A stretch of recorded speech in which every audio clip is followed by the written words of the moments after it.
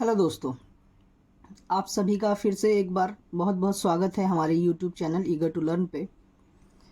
जैसे कि आप देख पा रहे हैं, आज हम लोग प्रैक्टिस सेट 9 करेंगे और ये प्रैक्टिस सेट हम लोग बीपीएससी के माध्यम से जो बिहार में शिक्षकों की बहाली होने वाली है उसके समान अध्ययन का प्रैक्टिस सेट नंबर 9 करेंगे, जिसमें हम लोग जितने भी जीके जीएस के प्रश्न हैं उसको देखेंगे, गणित और रीजनिंग के प्रश्नों को छोड़कर।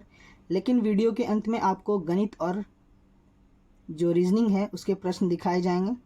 उन प्रश्नों को आप अपने नोटबुक में नोट कर लें, कॉपी पे उतार लें और आप अभ्यास कर सकते हैं। तो चलिए शुरू करते हैं।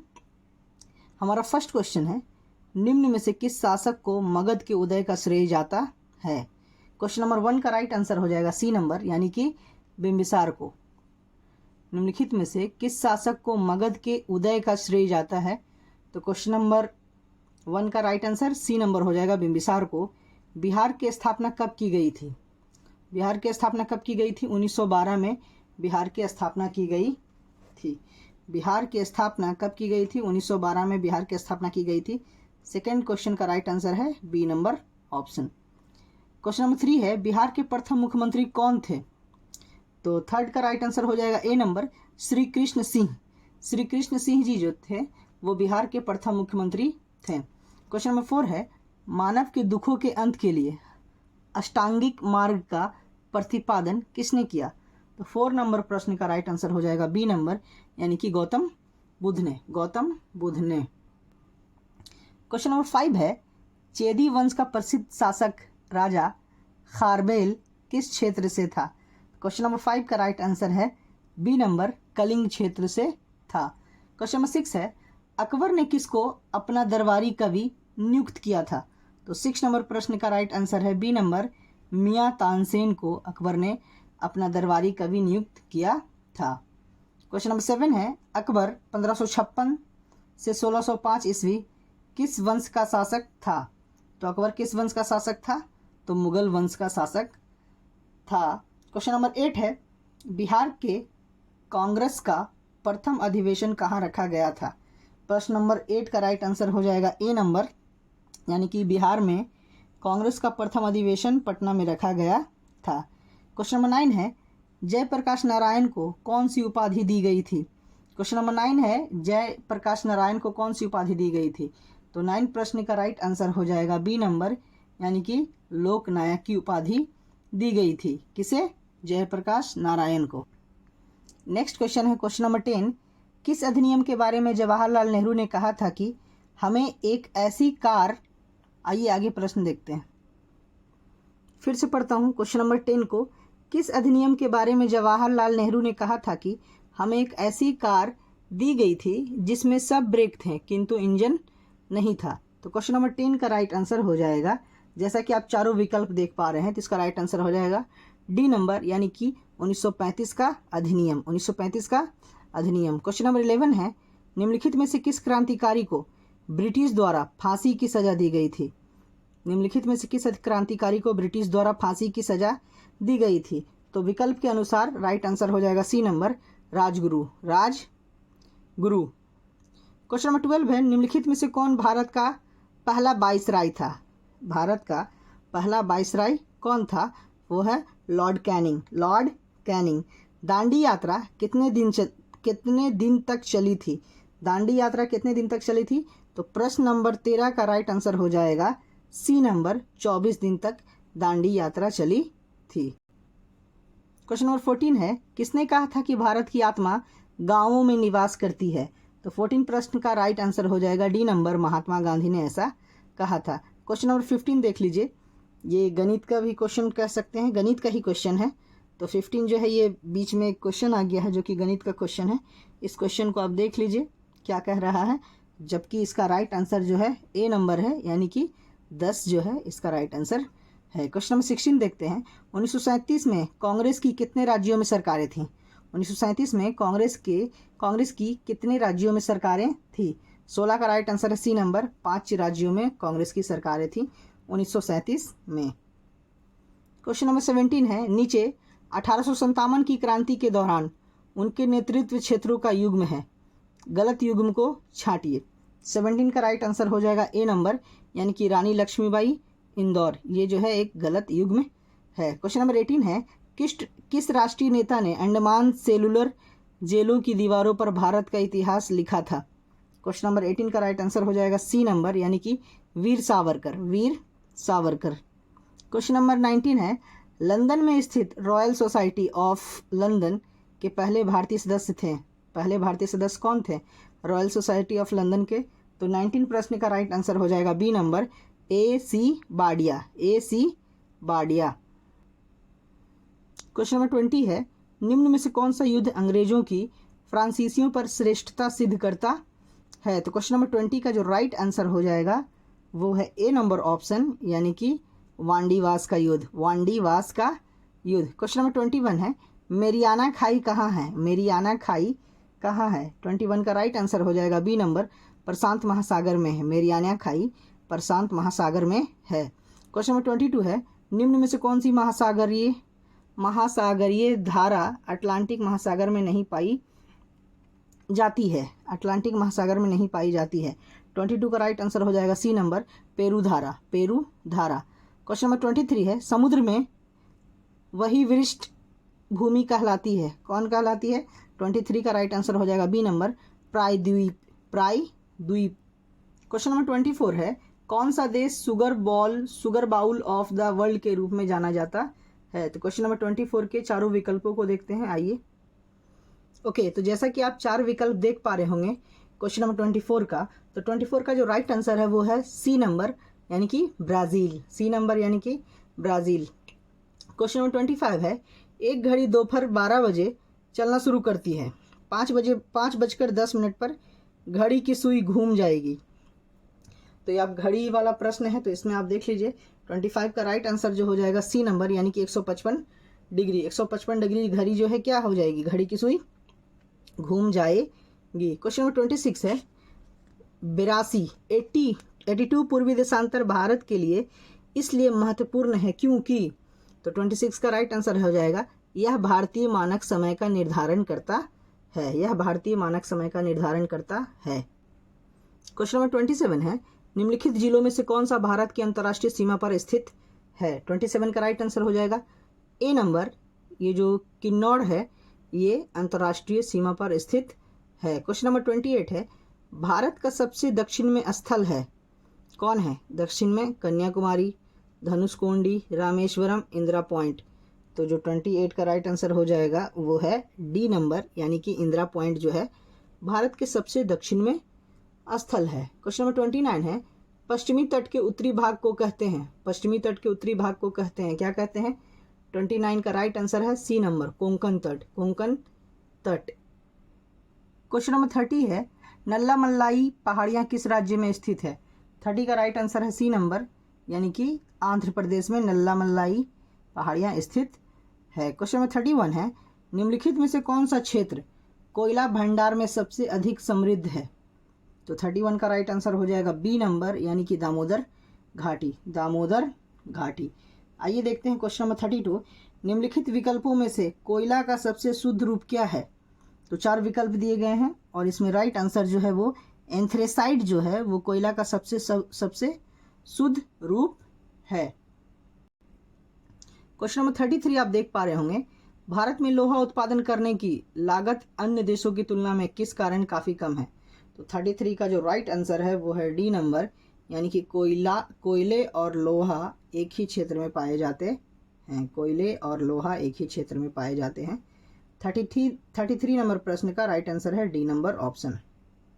34 नंबर प्रश्न है, निम्नलिखित में से ऊर्जा का गैर परंपरागत स्रोत कौन सा है? तो ऊर्जा का गैर परंपरागत स्रोत जो है वो है सी नंबर, प्रकाश वोल्टीय ऊर्जा, प्रकाश वोल्टीय ऊर्जा।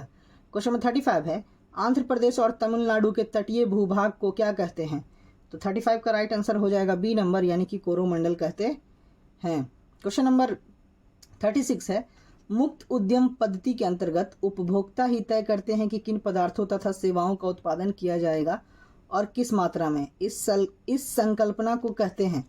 तो 36 का राइट आंसर जो हो जाएगा वो है डी नंबर, यानी कि उपभोक्ता प्रभुत्व। इस संकल्पना को उपभोक्ता प्रभुत्व कहते हैं। क्वेश्चन नंबर 37 है, इनमें से कौन सा मुद्रास्फीति की समस्या को उत्पन्न करता है? 37 का राइट आंसर हो जाएगा बी नंबर, यानी कि मुद्रा की आपूर्ति में वृद्धि। मुद्रा की आपूर्ति में वृद्धि। क्वेश्चन नंबर 38 है, वैट पहली बार कहाँ लागू किया गया? तो 38 का राइट आंसर हो जाएगा सी नंबर, यानी कि वैट पहली बार फ्रांस में लागू किया गया। आर्थिक नियोजन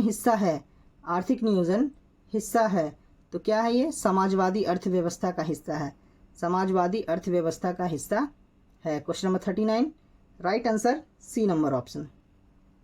क्वेश्चन नंबर 40 देखेंगे, निम्नलिखित में से कौन सी लागत सीमांत लागत से संबंधित है? तो क्वेश्चन नंबर 40 का राइट आंसर है ए नंबर, परिवर्ती लागत जो है सीमांत लागत से संबंधित है। क्वेश्चन नंबर 41 है, भारतीय संविधान के अनुच्छेद 19 के तहत वाक स्वतंत्रता आदि विषय कुछ अधिकारों का संरक्षण संदर्भित है। तो 41 का राइट आंसर हो जाएगा डी नंबर, यानी कि भारतीय नागरिकों के मूल अधिकार।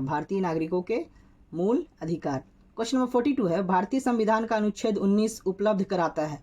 क्या उपलब्ध कराता है? 42 का राइट आंसर हो जाएगा ए नंबर, 6 स्वतंत्रता उपलब्ध कराता है भारतीय संविधान का अनुच्छेद 19। 42 का राइट आंसर है ए नंबर, 6 स्वतंत्रता।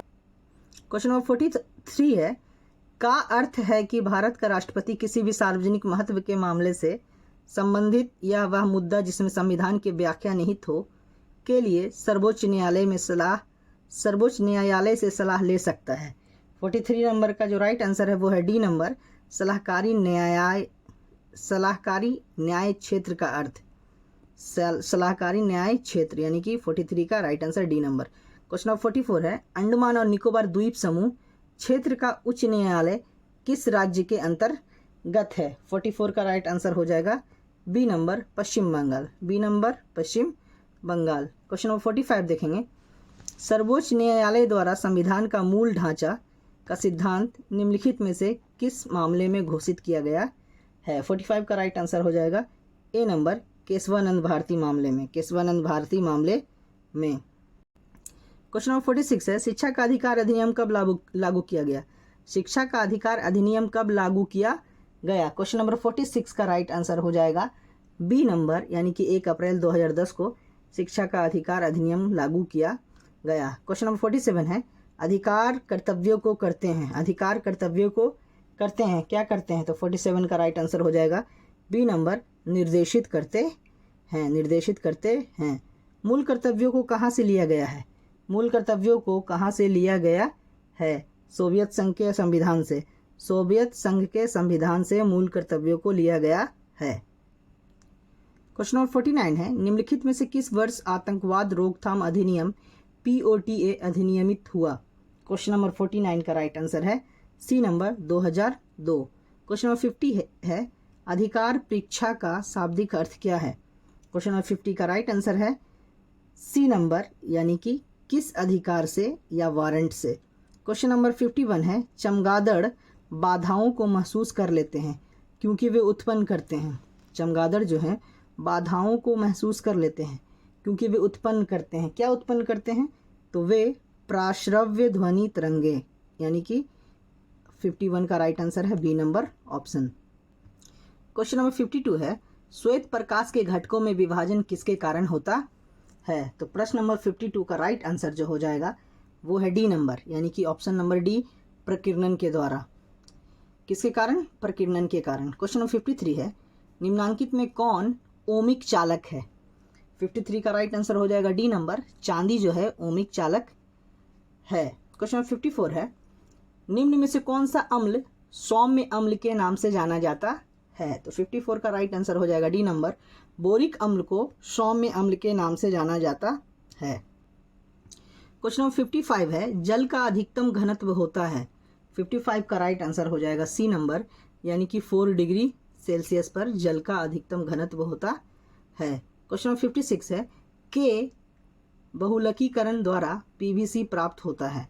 तो 56 का राइट आंसर हो जाएगा बी नंबर, विनाइल क्लोराइड के बहुलीकरण द्वारा PVC प्राप्त होता है। क्वेश्चन नंबर 57 है, मानव कंकाल तंत्र कुल कितने अस्थियों से मिलकर बना है? तो 57 का राइट आंसर हो जाएगा बी नंबर, यानी कि 206 अस्थियों से मिलकर बना है मानव कंकाल तंत्र। क्वेश्चन नंबर 58 है, निम्नलिखित में से मानव शरीर में जल की मात्रा को संतुलित करने हेतु उत्तरदायी है। 58 नंबर प्रश्न का राइट आंसर हो जाएगा C number BRIC. C number BRIC. निम्नलिखित में से किसका अपशिष्ट पदार्थ यूरिक अम्ल है? क्वेश्चन नंबर 59, निम्नलिखित में से किसका अपशिष्ट पदार्थ यूरिक अम्ल है? 59 का राइट आंसर हो जाएगा सी नंबर पक्षी। क्वेश्चन नंबर 60 है, दांतों के क्षरण को कम करने हेतु अधिकतर टूथपेस्ट में क्या होता है? 60 का राइट आंसर है बी नंबर फ्लोराइड। अधिकतम टूथपेस्ट में फ्लोराइड होता है दांतों के क्षरण को कम करने हेतु। क्वेश्चन नंबर 61 है, निम्न में से कौन सा प्राकृत संख्या का वर्ग नहीं हो सकता है? प्राकृत संख्या का वर्ग नहीं हो सकता है, ये गणित का प्रश्न है और 60 नंबर जो क्वेश्चन है उसका राइट आंसर हो जाएगा बी नंबर ऑप्शन इसका राइट आंसर है, ओके, जो कि वर्ग नहीं हो सकता। क्वेश्चन नंबर 62 है, गांधी इरविन समझौता भारत के निम्नलिखित में से किस आंदोलन से संबंधित था? गांधी इरविन समझौता भारत के निम्नलिखित में से किस आंदोलन से संबंधित था? 62 नंबर प्रश्न का राइट आंसर जो हो जाएगा वो है बी नंबर सविनय अवज्ञा। क्वेश्चन नंबर 63 है, निम्नलिखित में से किसने एक नीति तैयार की जिसे डॉक्ट्रिन ऑफ लैप्स के नाम से जाना गया था? 63 नंबर प्रश्न का राइट आंसर है A number Lord Dalhousie. Question number 64 है, स्वराज शब्द का प्रयोग सबसे पहले दादा भाई नौरोजी ने 2 खाली स्थान दिया गया है में आयोजित कांग्रेस अधिवेशन में किया था। तो 64 नंबर प्रश्न का राइट आंसर है बी नंबर 1906 ईस्वी में कलकत्ता में आयोजित कांग्रेस अधिवेशन में किया था। क्वेश्चन नंबर 65 आप देख पा रहे होंगे, भारत छोड़ो प्रस्ताव को स्वीकृति देने के लिए अखिल भारतीय कांग्रेस समिति AICC की बैठक सत्र में आयोजित की गई थी। कौन से सत्र में? तो 65 का राइट आंसर हो जाएगा सी नंबर यानी कि बॉम्बे।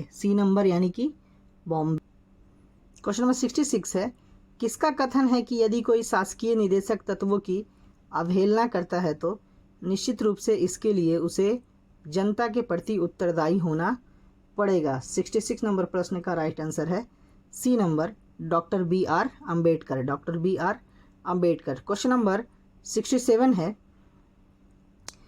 1857 मेरे हिसाब से यहाँ पर होना चाहिए, 857 लिखा गया। 1857 के विद्रोह के दौरान लखनऊ का शासक कौन था? 67 का राइट आंसर हो जाना चाहिए ए number Begum Hazrat Mahal. Question number 68 है, निम्नलिखित में से किसने 1947 में भारत और पाकिस्तान के बीच अंतर्राष्ट्रीय सीमाओं को सीमांकित करने के लिए गठित 2 सीमा आयोग का नेतृत्व किया था? 68 नंबर प्रश्न का राइट आंसर है ए नंबर यानी कि सिरिल रेडक्लिफ। क्वेश्चन नंबर 69 है, 1940 में विनोबा भावे ने व्यक्तिगत सत्याग्रह कहाँ से आरंभ किया? 69 का राइट आंसर जो हो जाएगा वो है सी नंबर विकल्प यानी कि पवनार महाराष्ट्र। क्वेश्चन नंबर 70 है, व्यक्तिगत सत्याग्रह के तहत तीसरे सत्याग्रही कौन थे? आइए इसके विकल्पों को देखते हैं।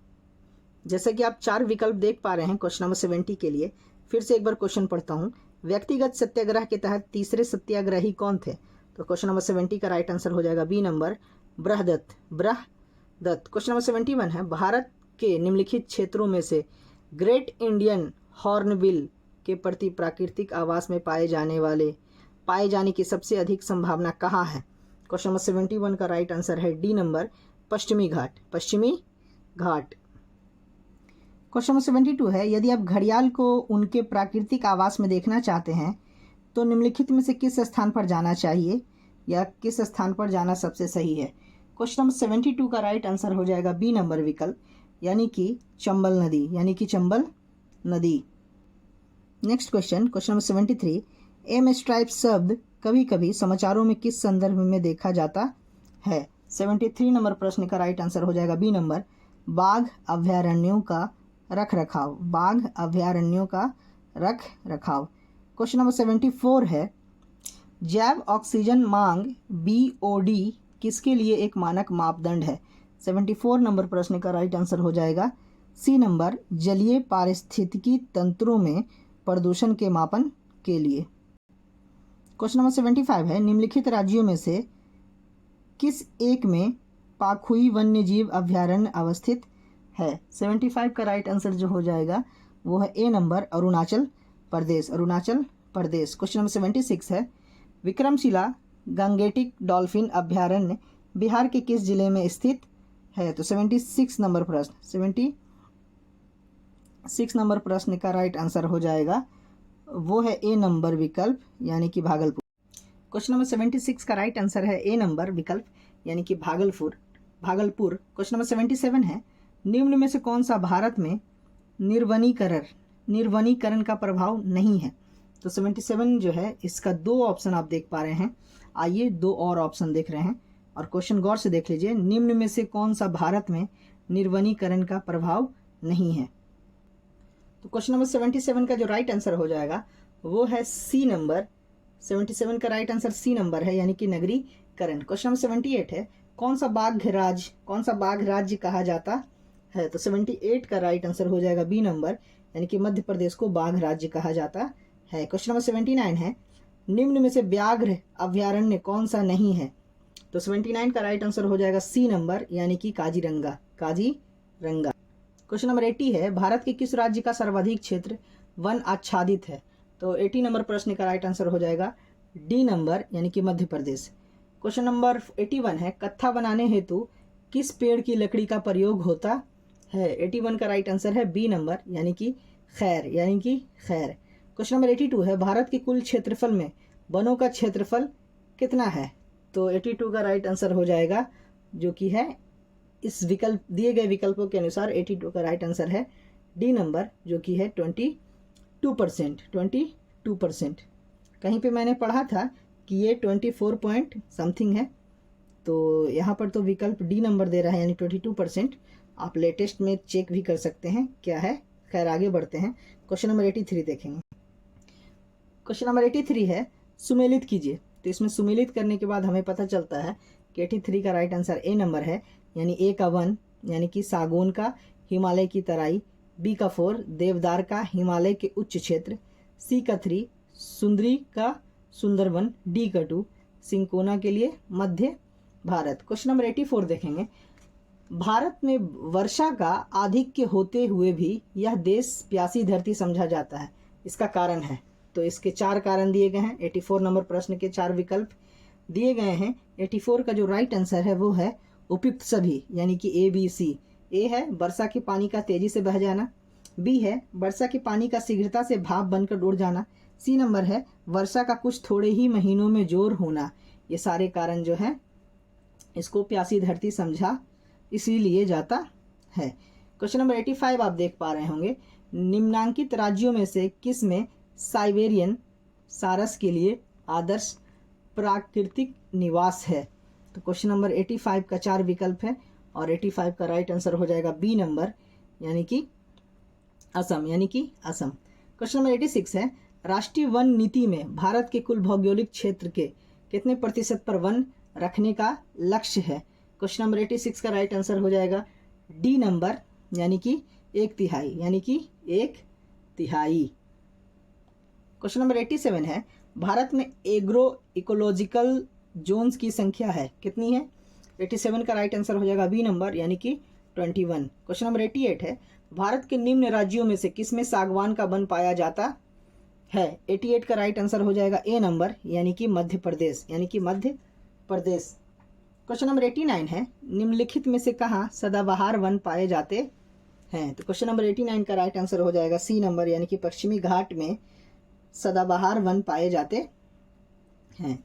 आइए नेक्स्ट क्वेश्चन देखते हैं। क्वेश्चन नंबर 90 है, राजीव गांधी राष्ट्रीय उद्यान अवस्थित है। राजीव गांधी राष्ट्रीय उद्यान अवस्थित है। तो क्वेश्चन नंबर 90 का राइट आंसर हो जाएगा राजस्थान में राजीव गांधी राष्ट्रीय उद्यान अवस्थित है।